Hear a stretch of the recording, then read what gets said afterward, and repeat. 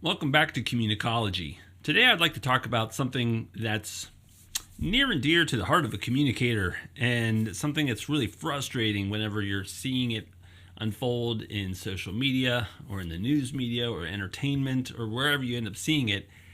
And it's an enemy to discourse. It's an enemy to trying to be able to talk with other people, to reason, and to try to understand another person's point of view.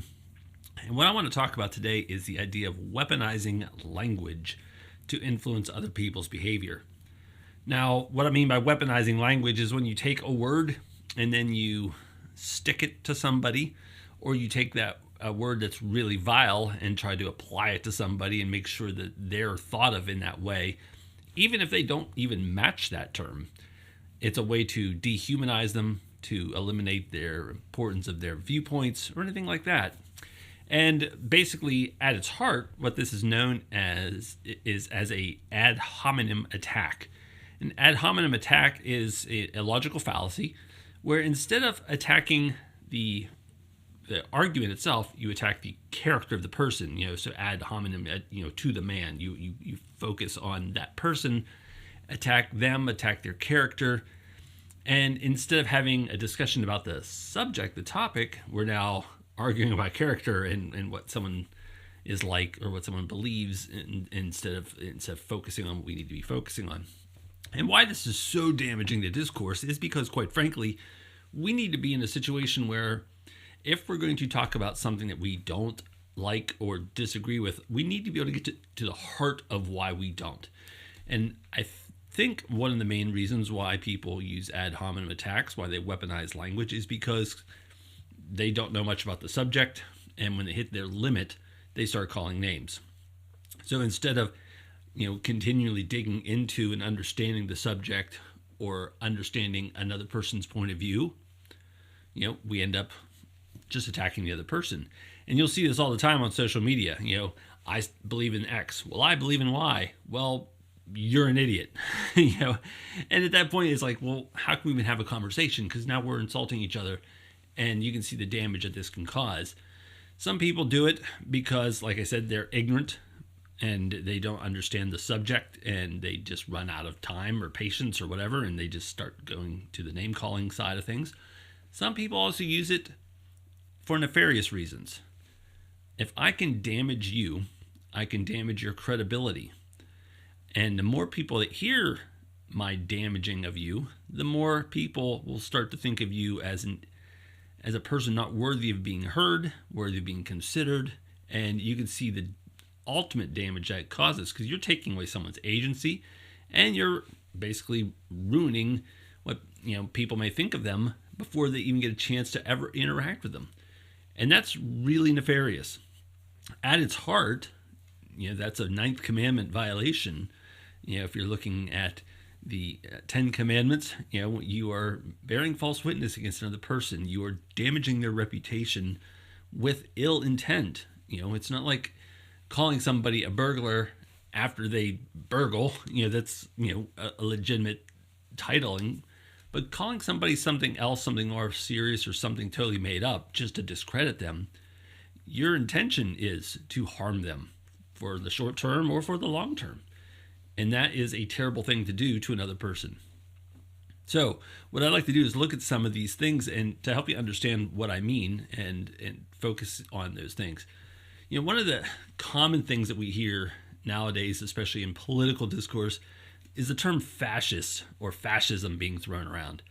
And it's being thrown around just like saying the sky is blue or the grass is green or the snow is white. And the idea of this is that it's become such a commonplace term to use.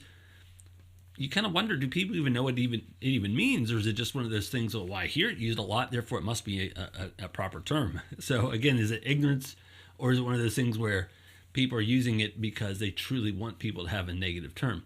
Let's look at, for example, the Merriam-Webster dictionary for this.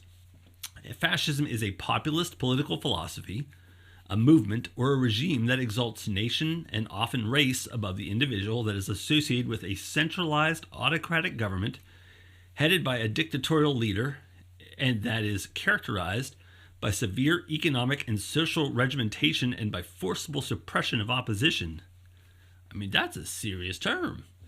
Now, there are a lot of different terms within that definition that maybe we need to look at a little bit, but that's a really serious charge, especially when you're doing against a fellow American, because how many people in this country would even fit this definition? The answer is, well, none, because who would be even in power to have such a definition be applied to him?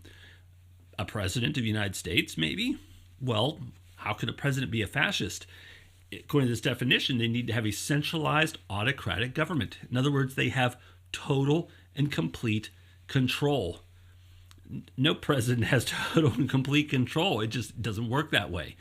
And it has to have a dictatorial leader. Well, you might not like a certain president, but that doesn't make them a dictator. Again, a dictator by definition is one holding complete autocratic control, a person with unlimited governmental power. Unlimited. They could do whatever they want. So who's going to stop them? You know, you look back at certain leaders in recent history, like a Saddam Hussein or a Muammar Gaddafi. If you threatened them, if you questioned them, killed or thrown in prison. Probably better off if you were killed, frankly, than be thrown to an Iranian or Iraqi prison or a Libyan prison. But to be honest with you, who in American history has ever come close to meeting that kind of standard? And then you look at the idea of having just of total control, with all kinds of severe economic and social regimentation. Again, this is one of those things where, it just doesn't fit the vast majority of political leaders in the world, let alone any of the ones from the American government.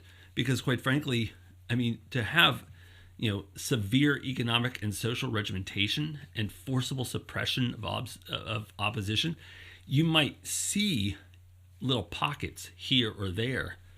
You might have a situation where political parties or people are targeted and have those kind of issues that happen, but not on any kind of grand scale to where you have literally people put into camps, literally people, either detained or imprisoned or killed. You just haven't seen that. I mean, you'll see that in world history when you look at a Pol Pot or a Stalin or a Hitler.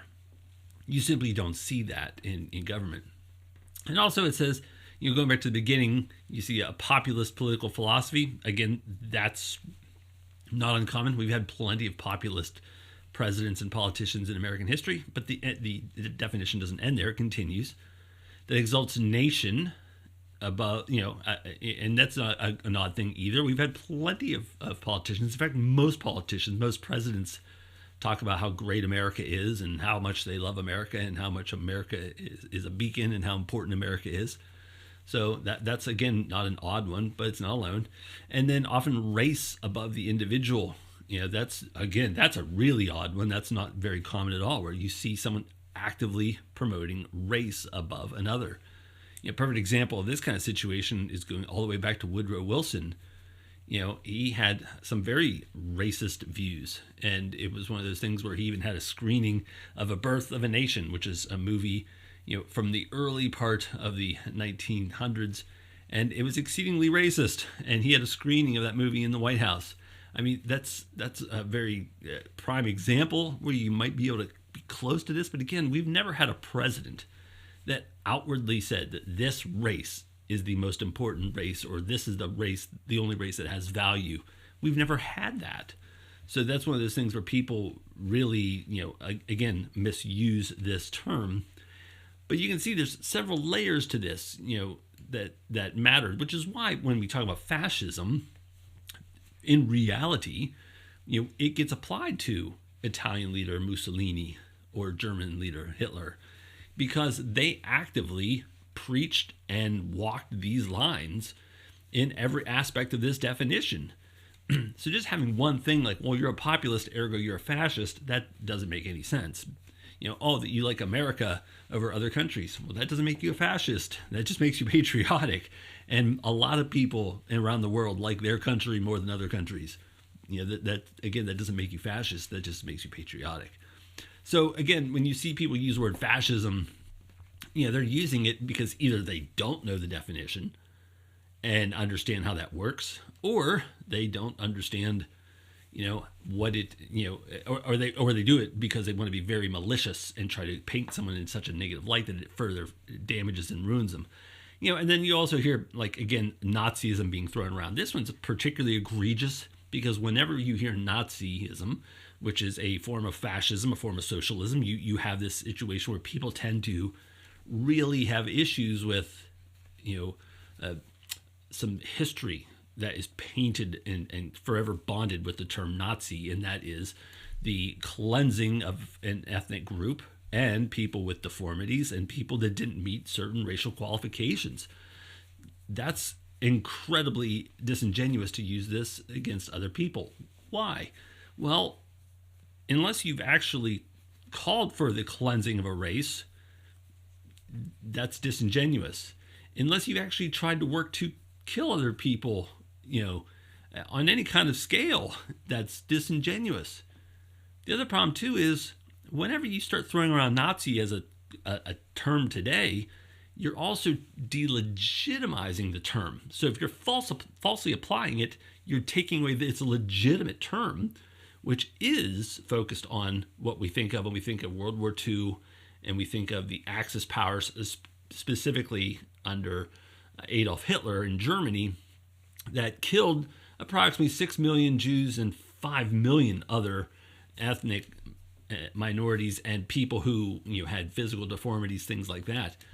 You diminish the value of understanding history when you just throw it around casually. It's not a term for casual use. It's a horrific term.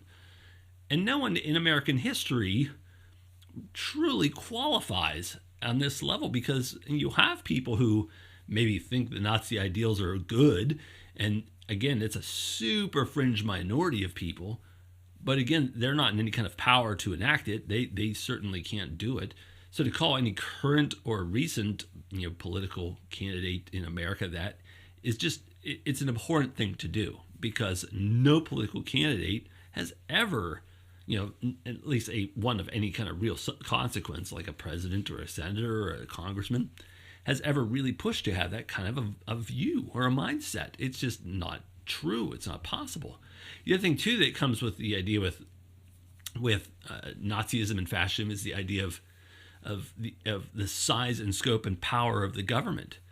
Well, there are political parties who preach, to have more government control. There are ones that preach to have lesser government control. Does that mean the parties that want more government control are Nazis? No. They just maybe believe more along the lines of like socialism, but it's not the same as Nazism as its, final form. When you have, socialism that creeps up towards communism and Nazism, eventually, you see that kind of thing come into play. But just because they want to go as far as socialism doesn't mean they want to go the whole way to Nazism. And unless you have some kind of proof, it would be terrible to even claim that. What's really weird is when people use Nazism or fascism and they throw it around towards people who are actually for lesser government, which makes no sense, because when you're seeking an unlimited government power, you'd want to have a bigger government, more powerful government. When most people who get Nazi and fascism stuck to them in today's world, in today's language, usually belongs to someone who actually cuts government and doesn't want government intrusive in people's lives. So again, that's one of those things where there's such a terrible, gross misapplication of the term. So another thing we see that's very heavily used and abused is the term racist or racism. What is racism other than the hatred or oppression or seek to eliminate another race other than the one that you currently believe or hold? And it doesn't matter what race you're part of, what your ethnic group is. If you dislike all other groups and want them to be either oppressed or eliminated, that makes you a racist. Now, just because you note things about other races doesn't make you a racist. There are things that you can note about every race. Pros, cons, things that they've historically done, things that they are currently doing. That doesn't make you racist. It only makes you one who pays attention. Again, racism is when you actively hate, when you actively oppose, when you actively want to see other races quashed, if not eliminated. That's horrific, and that's an awful thing to see done. And that's a terrible stain in most countries. You'll see a lot of times the concept of slavery be brought up with the idea of racism. The sad thing is every single race throughout history has had some attachment to slavery. It's not just an American thing. It's all across the world, all across history. There has been slavery. And there has been disgusting racism that has come into play. And it has often fueled slavery. So that's another term that's used and abused a lot. And you'll see that kind of come into play. Another term that has been discussed often, and especially it's kind of tied in with the racism one, is that's the term genocide. A genocide is when you're actively literally trying to eliminate an entire people group. Not just oppress them or beat them up a little bit or anything like that, but eliminate them, And you'll see this a commonly used term whenever like one country is opposing another country and there's a war that is breaking out and the one side's winning more than the other side. The other side isn't, being eliminated or wiped out necessarily because of genocide. In war, people fight, and often they fight to the death or to whatever it takes to win, to the other people surrender. That's what happens in war. Eventually the other side surrenders or they fight to the last person standing. And that's the way it's been throughout history. Now, again, if I go in with the intention of totally wiping out the other side, not just the other enemy, but an actual, ethnic group, then we're talking about genocide. But one army wiping out another army is not the same thing as a genocide. That's just not what it is. And genocide, again, it's also not reserved for small scale things. Like if you go in and do this one little action, it's wide scale. So whenever, again, going back to World War II and to Hitler, he actively wanted to eliminate Jews from existence. He had his economic and his also psychotic reasons for doing so. But he wanted to eliminate Jews from existence. He wanted to get rid of every ethnic minority that was in and around Germany and Europe. That was what he did. That's genocide. That's why we talk about it. We don't just refer to it as a war. We talk about it being a Holocaust. So, the thing that we have to remember is ultimately at the end of the day, words have meaning. Words are powerful. Words should only be applied when they actively fit a situation. So I'm a professor, so if you call me professor, that would be correct. I'm not a banker, don't call me a banker. I know that's very simplistic, but it's the same kind of thing whenever you're trying to attack somebody. You apply terms that are proper. So if someone is arguing in bad faith, it's not improper to call out that they're arguing in bad faith. But if I just don't like you, so I just want to call you something to demoralize you, I'm going to call you a fascist or a Nazi, or I'm going to call you literally Hitler or something like that. I am more than anything exposing how awful I am for misusing those words and trying to get them applied to you. I'm also showing great ignorance, and it also shows that I am a very bad actor. So whenever people use and misuse these terms, they end up devaluing them, as I mentioned before. So the more you use them, the more people just stop caring. Like, the word fascism has almost lost meaning because we've heard it so many times. The word racism is losing meaning because we've heard it so many times for every little everything. It's no longer important to care about, which is a sad thing because we should care when there are genuine racists, when there are genuine fascists. And Lord help us in the world that there'll never be genuine Nazis that really, come into any kind of power again.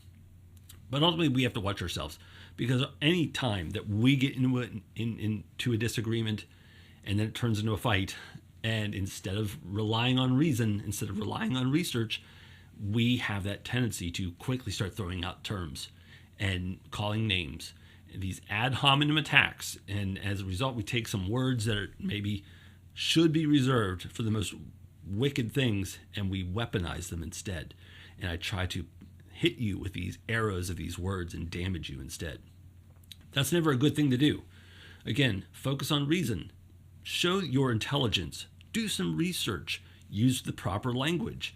Understand language. And don't be a malicious actor. It only damages you in the long run. And it's just one of those things that it devalues the sense of that word, and then it damages all the people where it's really actually applicable. So that's what I have for you today. Thank you very much for tuning in. As always, please like, share, and subscribe. And if you didn't like what you heard today, that's okay. Thank you very much for tuning in this long anyway. But we'll see you next time on Communicology.